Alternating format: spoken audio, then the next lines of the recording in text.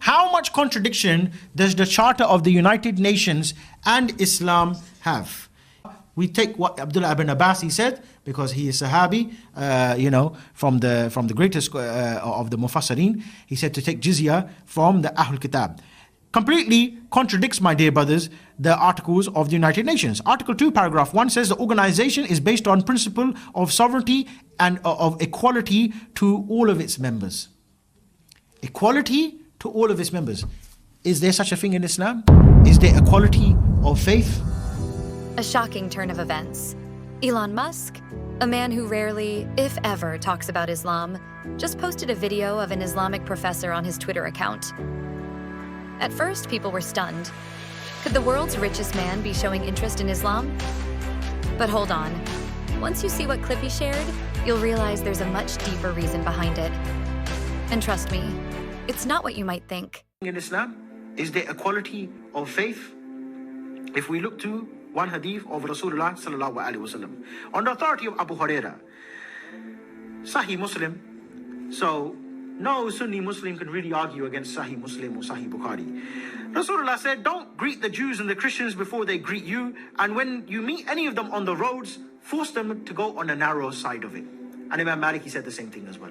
In fact, Umar ibn Khattab, who Rasulullah sallallahu alaihi wasallam, he said that if there was to be another Nabi after me, it would be Umar ibn Khattab in his own charter, not charter of United Nations, in his charter with the people of Sham, with those Christians of Sham, in his charter was Kafir and Muslim, they're not allowed to wear the same clothes as one another. If the Muslim, he comes out on the day of Eid and he sees Kafir with nice clothes, the Kafir has to take his clothes off and give it to the Muslims.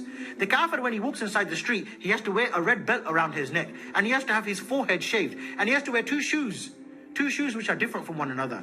He's not allowed to walk on the pavement. He has to walk in the middle of the road, and he has to ride on a mule. And that's only for the adults, not for the children. And you can see how Islam would make the child become a Muslim. The kafir, or the child growing up in a state of kufr, he will turn to Islam. Why? Because the child will be walking along with his dad. He said, Dad, yeah? Why you got your forehead shaved? I don't know whether these Muslims, they make me do it. Why you got to walk? Why can't you ride the animal? Like the Muslims, they ride the animal like this. Why are you walking with both legs dangling on the side of the donkey? Why is it every time the Muslim comes to you, he asks you for your clothes, you give it? Why is it every time he tells you to get down from the horse, you have to take it? And not only that, he said the kuffar, they can have their churches. They can have their churches, but they're not allowed to ring the bell. And if a Muslim, he's walking by, let's say, for example, a Muslim's been on Edgware Road, for example. He's had some nice shisha, some nice steak, no hubble bubble. We don't deal with anything like that. And he's walking along and he's rubbing his belly and he's like, oh man, I don't want to upset my wife tonight. What he can do, he can go to the church, knock on the door. John, let me in. Okay, no problem. John has to put up Abdul Ghafoor for the night. Abdul Ghafoor with his big belly, having his nice kebab. John has to open up the church and he has to go there and sleep there nice and comfortable and say, all right, John, thank you, and then carry on going early in the morning. Which wife is going to live with John under that type of circumstances?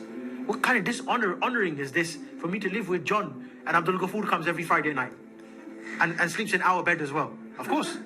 Because sunnah is to look after the guest, innit? I can't make you sleep on my floor if you're a Muslim, by the way. So what about when Abdul Ghafoor goes to John's house? John, sleep on the floor, and I'll sleep on the bed. What's gonna happen?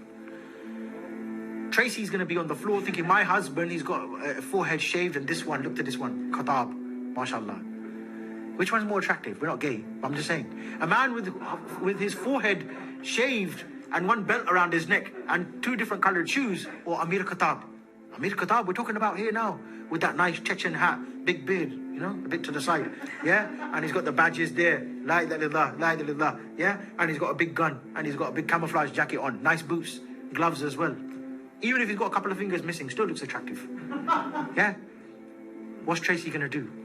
John's in for a problem. He just let him in for a kebab, he lost his own wife as well. So everyone's gonna become Muslims, my dear brothers, the Islamic State. This is the video Elon Musk chose to share. Not to spread a positive message, but to fuel the fire of Islamophobia.